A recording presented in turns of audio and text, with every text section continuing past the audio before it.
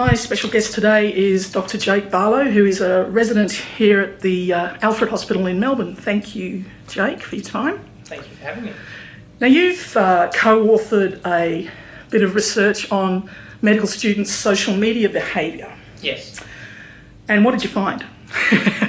Well, I suppose the key findings were that medical students use social media a lot. Yes. All of the students that we surveyed had at least one form of social media that they used. Right. And the focus of the paper was really to explore students' professionalism on social media and have a look at the sort of incidence of unprofessional behaviour, behaviour that students reported on their own accounts, as well as those that they saw on other students' accounts. Okay. And we also wanted to have a look into any factors that might be predictive of unprofessional behaviour with students. Unsurprisingly, students self-reported unprofessional behaviour on their own accounts much less commonly than they saw on other people's accounts. For a couple of reasons. The first is an obvious recall bias. People prefer to recall their own behaviours in a positive light rather than other people's behaviours. And also, if one person behaves unprofessionally, that might be witnessed by a number of students, and all of those students then have sort of witnessed that behaviour. But I don't think this shows that students are being more unprofessional now than they were in the past. Right. I would expect that sort of the level of unprofessional behaviour has been pretty constant as long as they've been medical schools.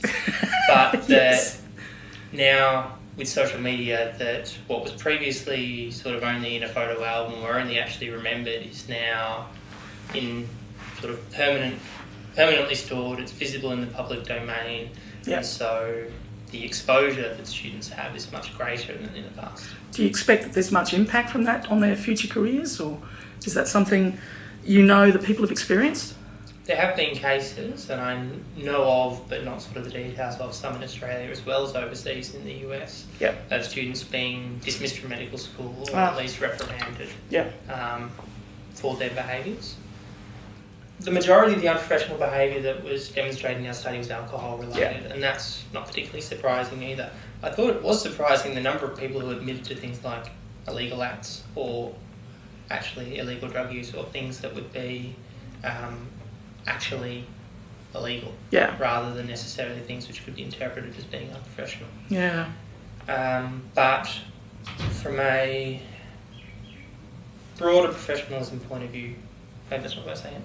I'm just thinking in terms of patient confidentiality. I think is really where people, and it's the majority of the places where people have been disciplined in the past, is about posting patient identifiable information. The ones that I remember are things, say, when we did your obstetrics rotation, and there's a bunch of people posting photos with the first baby they delivered. Ah, yes. And you can understand why they'd want to do that, because this is a big emotional experience and they want to share it. But on the other hand, the parents... Patient consent, etc. Patients' consent, the parents, I mean, do they understand that, you know, you're taking this photo and then going to share it to the world? With who knows what in the background. Yeah, exactly. Exactly.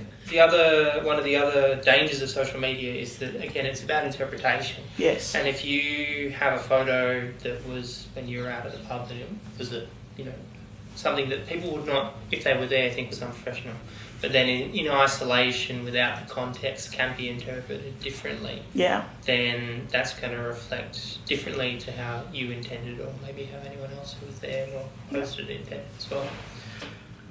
I think that in the long term, impact can be positive and negative. Negative impacts are fairly obvious. A student posts something unprofessional and is disciplined for it, and that may follow them much longer than they had intended it to or wanted it to. But I think that social media is a tool, and there's positive ways to use it as a tool as well, and that's been evidenced with the FOMED movement and the positive force that social media and these tools can have on medical education and sharing knowledge between clinicians. What was your training like in terms of social media? Did you get much education on how to behave, and were there guidelines available, for example? So when we initially started this paper, the only guideline that I think it was people were really aware of was the AMA social media guideline, which had been published sort of around 2011. Yes. And that I think that had a bit of exposure simply because it was new, but there wasn't any formal education around the guideline. It was simply a policy that's been put out, and then people are expected to sort of find it on their own and follow it. Yes. And I think that our study demonstrated that awareness of guidelines or knowledge of the guidelines had no influence on whether or not a student had unprofessional or reported unprofessional behaviour. Yeah. And I am unsurprised by that. I think that people you can put out a policy, but unless you actually find some way of actively implementing it, the impact it's going to have is not very large. So should there be a more formal way of getting this across to students within the medical school curriculum, or how would you see it being improved? I think that the medical school curriculum has got a lot in it already, and that if you're going to add in sort of a big section on professionalism, or specifically on online professionalism, then you will probably have to cut something else out. Yeah.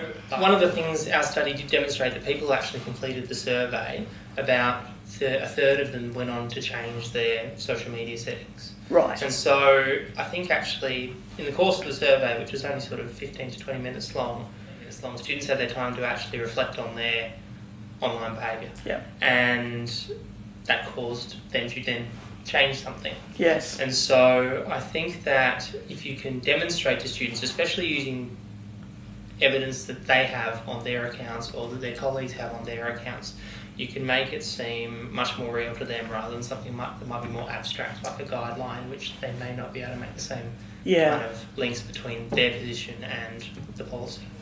I mean, people have written on this for all professions, not just for medicine, and people say that before you post something, you should think, would I want my mum to see this, would I want my boss to see this, would I want, etc. And if you can answer those questions, say, I'm comfortable with all of those people seeing this thing, then it's probably okay to post that thing. Yeah. Cool. Students who thought about it, in terms of making a plan for the future, students who actually thought about their behaviour seem to change their behaviour. Yeah. And so if you wanted to implement something that's actually going to change behaviour, then that would be... Need to engage them in a way that relates to what they're doing. And I don't think that it would take, in terms of when you went back to before about what you're saying about adding something to the medical school curriculum, I think that it doesn't take very long to name and shame somebody. Yes. You know, it's 3 minutes at the start of the lecture, and this person did this, and this was the consequence. Yeah. And, you know, you run that at the start of a few of their general professionalism lectures or their kind of general ethics and law and that type of teaching, you can probably have a much bigger impact than if you're saying, well, we do this lecture series. Terrific. Thanks for your time. You're welcome. Thanks for having me. No worries.